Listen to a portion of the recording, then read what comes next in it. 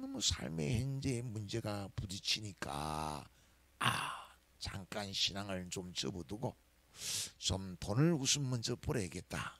그래서 한 도시에 가서 내가 장사해서 돈 좀 많이 벌어와야겠다 하면서 그런 계획을 이야기를 해요. 그러니까 야고보가 하는 말에 허탄한 자랑을 하지 마라. 인생이 아침 안개와 같다. 인생이 아침 안개와 같다는 말은 안개가 끼면 앞이 잘 안 보이잖아요. 그러니까 인생이 내일 일을 알지 못한다. 뿐만 아니라 아침 안개가 해가 돋으면 사라지는 것처럼 잠시 잠깐 사는 건데 중요한 것은 뭐냐? 하나님 뜻 안에서 우리가 부활의 신앙을 가지고 딱 믿음으로 살아가야 하는 것이다. 그렇게 하면서 주님 뜻이면 이것도 하고 저것도 하리라. 주님 안에서 주님 뜻대로 딱 믿음의 삶을 이루어가야 한다 하는 거지요. 복 있는 사람은 그래요. 악인의 길을 쫓지 아니하고 죄인의 길에 서지 아니하고 오만한 자의 자리에 앉지 아니하고.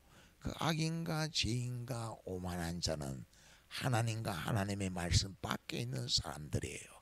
그들을 쫓지 않는다고, 그들을 쫓아가면 바람에 나는 개와 같다고. 이런 경제적인 문제나 삶의 여러 문제 찾아올 때에 막 흔들리게 된다고. 왜? 중심이 없으니까. 중심. 그런데 복 있는 사람은 여호와의 율법을 잘 묵상하는 자라다고. 그래서 비가 오고 바람이 불고 창수가 나도 무너지지 않는 그 시냇물가에 심은 나무라는 거야.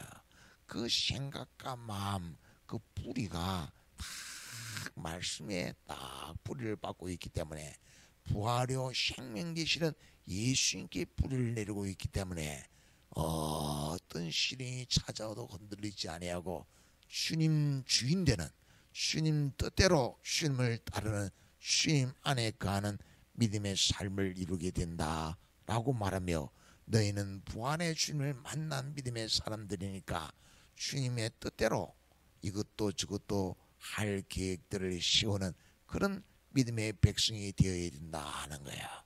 여러분, 우리의 허탄한 자랑, 세상은 있지요. 정말 도토리 기재기 하는 거예요. 인생이 있지요. 돈을 가지면 얼마나 가지고 벌면 얼마나 봅니까? 다 하늘 아래 있지요. 가장 귀하고 중요한 것은 사람의 목숨이잖아요. 성경은 말해요. 아무리 땅에 귀하고 크고 많은 은금보화가 있어도 그것이 사람 목숨보다 더 귀하진 않다는 거예요. 하나님이 우리에게 주신 목숨은 영원한 영생하는 목숨이고, 그 예수 그리스도 안에 영원한 부활의 영광을 누리면서 영생을 누리는 것인데, 천하를 주고도 바꿀 수 없는 것이 귀한 생명인데 우선 눈앞에 있는 경제적인 문제나 그런 것 때문에 믿음을 팔아버리고 영원한 하나님의 심판에 이르는 그런 자가 되었어야 되겠느냐라고 말해요. 뿐만 아니라 예수님 앞에서 날 자신의 육신의 질병을 두고 기도했던 바울이지. 바울 병 낫기를 위해서 간절히 기도하니까 하나님의 응답이 사고하지 않도록 하기 위하여 사탄의 가시를 주었다고. 하나님이 사랑하셔서 겸손히 신실히 자신의 약함을 알고 아버지를 떠나지 않도록 하나님께 항상 충성하는 자리에 있도록 하기 위하여 육신의 질병을 주었다고 그렇게 말하지요. 그 음성을 들은 바울은 자기는 주여 자신의 자랑은 약한 것만 자랑한다고. 하나님이 나를 사랑하셔서 이 육신의 질병을 주어가지고 이 약함을 주어가지고 항상 깨어있게 한다고. 항상 주님을 의지하게 한다고. 항상 깨어서 항상 주님을 의지하니까 약속대로 주님이 항상 붙잡아 주신다고. 그리스도의 능력이 붙잡아 준다고 그렇게 고백해요. 그래서 주님께서 주신 선물 중에 선물은 자신의 약함을 아는 거예요. 자신의 약함을 알고 하나님을 목자로 모시니까 부족함이 없어지거든요. 부활이요 생명이신 주님 안에 거하며 영생의 부활을 누리게 되어지거든요. 거기가 어디입니까? 거기가 시냇물가예요. 시냇물가에 심은 나무는 시절을 쫓아 열매를 맺는데 생각과 마음을 성령님께서 말씀으로 붙잡아 주는 거예요. 약함 속에 염려하지 않도록. 강약길을 가는데 여러 문제들이 찾아오는데 그것 때문에 염려하지 않도록 말씀에 그 약속의 언약의 말씀을 다 붙잡도록 그렇게 은혜를 베풀어 주는 거지요. 예레미야에가서 3장 23절 그렇게 말해요. 주의 인자와 긍휼이 무궁하심으로 진멸되지 아니하리이다. 하나님의 그 사랑이 그 나를 긍휼히 여기시는 그 은혜가 청량할 수 없기 때문에 나는 절대로 쓰러지지 아니하는, 절대로 넘어지지 않는, 절대로 피할 수가 없다고. 왜? 하나님의 크신 사랑이 그 나를 긍휼히 여기시면서 붙잡아 주시는 그 은혜가 아침마다 새롭다고. 하루를 시작하는데 아침마다 나를 새롭게 하는 거예요.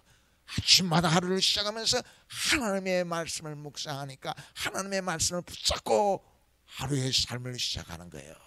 강야를 가는데 이런저런 문제가 찾아오는데 하나님이 함께 하시겠다고 약속의 말씀을 붙잡도록 하고 그 약속의 말씀을 붙잡고 하나님을 의지하니까 약속대로 하나님이 함께 하셔서 홍해를 육지같이 건너게 하고 선물이 단물되도록 은혜를 베풀어 주시는 그 은혜를 누림으로 절대로 이 강약길 가는 동안 쓰러질 수가 없는 거예요.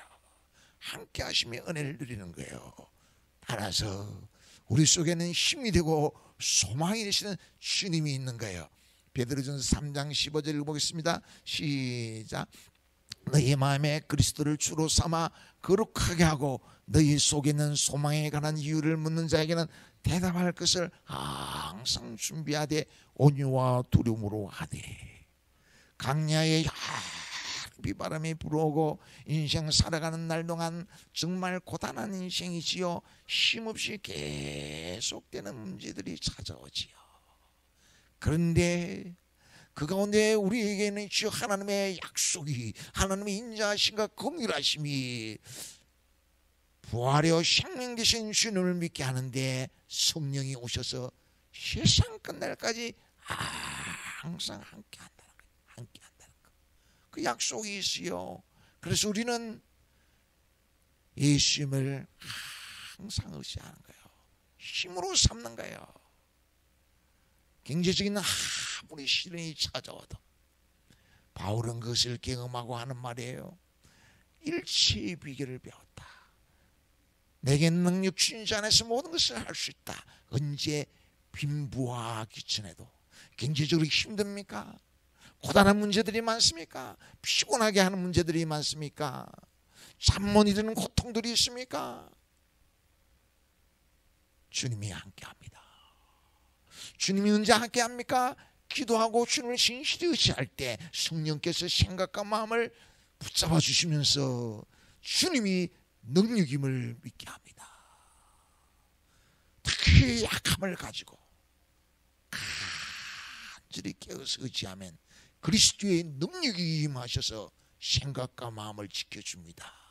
따라서 항상 우리는 소망을 품을 수 있는 거예요.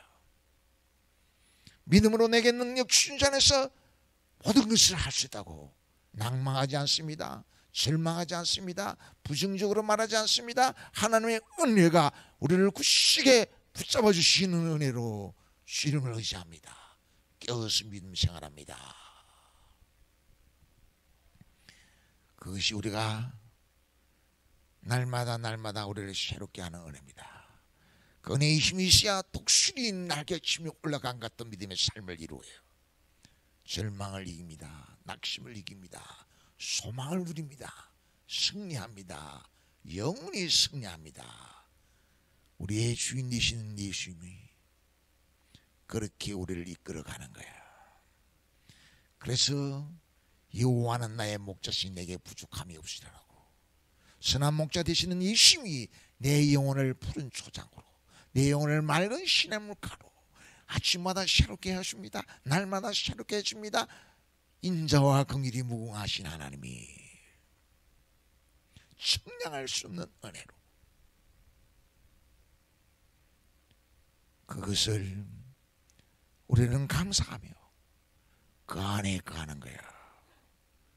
주님을 목자로 모시면서 날마다 시마다 때마다 우리를 돌봐주신 은혜를 드리며 주님과 동행하는 거예요.